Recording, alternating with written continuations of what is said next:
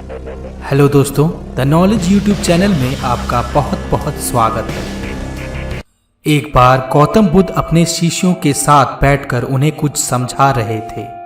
बुद्ध के सभी शिष्य बुद्ध को बड़े ध्यान से सुन रहे थे। बुद्ध और उनके सभी भिक्षु यह देखते हैं कि उनकी तरफ एक आदमी बड़ी तेजी से आ रहा है। वह आदमी बहुत क्रोध में है और वह कुछ बड़बड़ाता आ रहा है।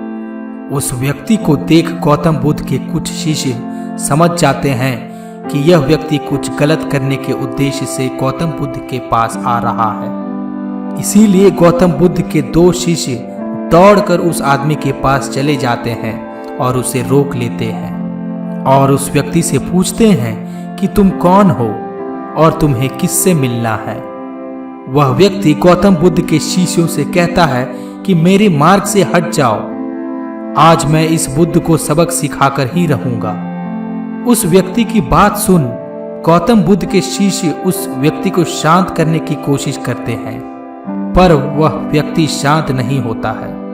बुद्ध उस व्यक्ति को देखते हैं और मुस्कुराते हैं और अपने शिष्यों से कहते हैं कि मेरे प्रिय भिक्षुओं, उसे आने दो मेरे पास, वह मुझसे कुछ कहना चाहता है।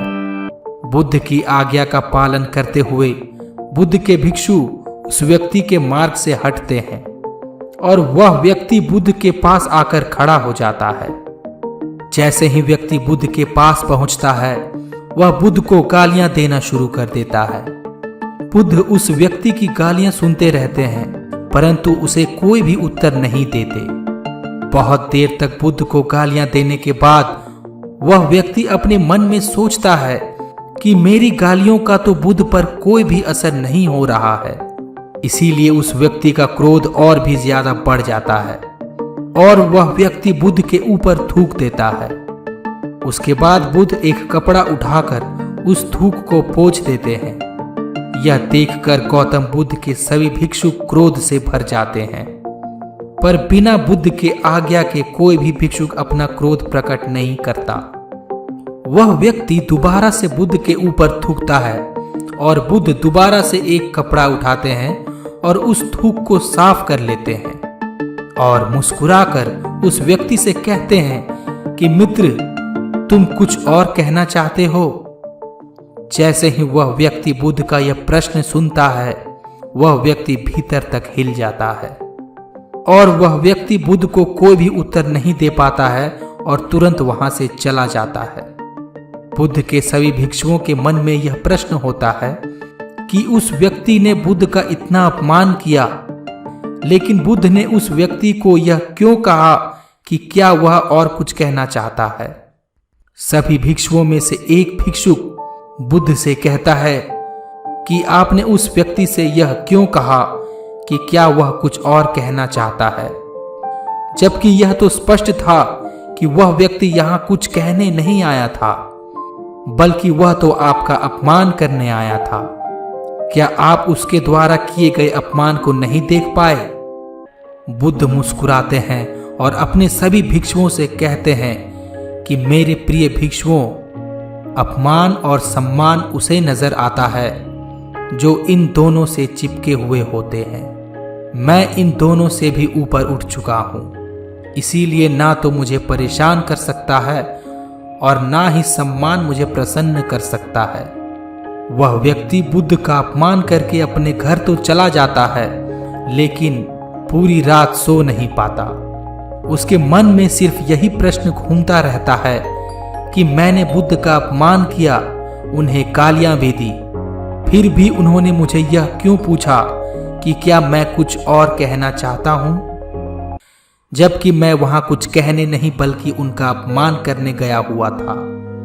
अगले दिन वह व्यक्ति सुबह सुबह जल्दी उठकर बुद्ध के पास चला जाता है और उनकी चरणों में लेट जाता है। बुद्ध के सभी शिष्य उसे देखकर आश्चर्यचकित होते हैं कि जो व्यक्ति कल बुद्ध का अपमान करके गया, आज वह रो रहा है और बुद्ध के चरणों में पड़ा हुआ है। बुद्ध उस व्यक्ति को उठाते हैं और उस व्यक्ति से कहते हैं कि मित्र, क्या तुम और कहना चाहते हो?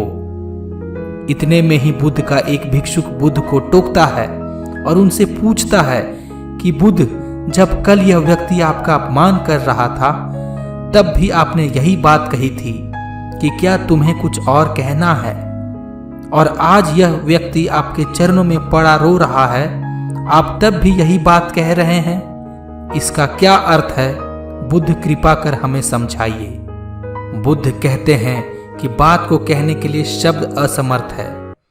कल भी यह व्यक्ति मुझसे कुछ कहना चाहता था पर शब्द असमर्थ थे, इसीलिए क्रोध में आकर उसने मुझ पर थूक कर इसने वो बात मुझसे कहने का प्रयास किया, और आज भी शब्द असमर्थ हैं। इसके आंसू कह रहे हैं जो यह कहना चाहता है। उसके बाद वह व्यक्ति बुद्ध से कहता है कि बुद्ध, मुझे क्षमा कीजिए, मैंने आपका अपमान किया है।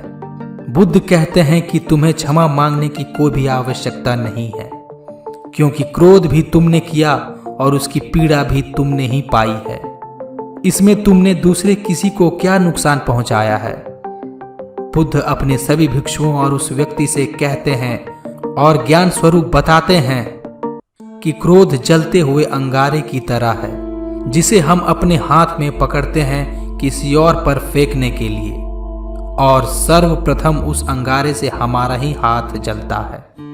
दोस्तों, कोई पेड़ या पौधा, भौरा या कीड़ा दूसरों को मारने की साजिश में नहीं लगा रहता। वे अपने अंदर तनाव नहीं पालते, इसीलिए वे अपनी प्रकृति के अनुसार पूर्ण रूप से काम करते हैं।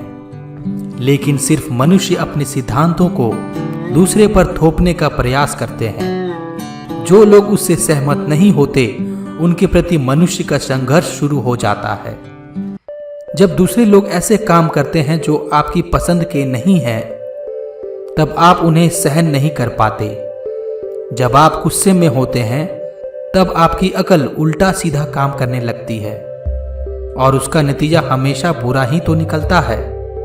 अपने अधिकार का प्रयोग करते हुए आप उन पर क्रोध करेंगे, उन्हें धमकी देंगे, कभी कभी कोई सजा भी देंगे। यह आपके और अगले व्यक्ति के बीच में सुलगती बातें बन जाएगी। आपका गुस्सा किसी चट्टान पर हो सकता है, भगवान पर हो सकता है, दोस्त पर हो सकता है, गुरु पर भी हो सकता है।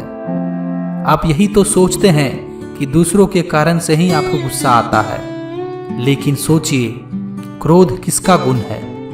वह कहाँ पैदा होता है? क्या बाहर? जी नहीं, वे आपके अंदर जड़ जमाए हुए है। उसे स्वयं आप अपने अंदर ले आए हैं। आपके क्रोध का मूल कारण अगला व्यक्ति नहीं है, बल्कि आप हैं। यदि आप इस तथ्य का अनुभव कर लें तो आपकी समझ में आ जाएगा कि क्रोध करना कितनी बड़ी मूर्खता है। तो दोस्तों, आज के लिए बस इतना ही। अगर आपको यह वीडियो अच्छी लगी हो तो मुझे कमेंट करके ज़रूर बताएं, और वीडियो को लाइक और सब्सक्राइब ज़रूर करें। धन्यवाद।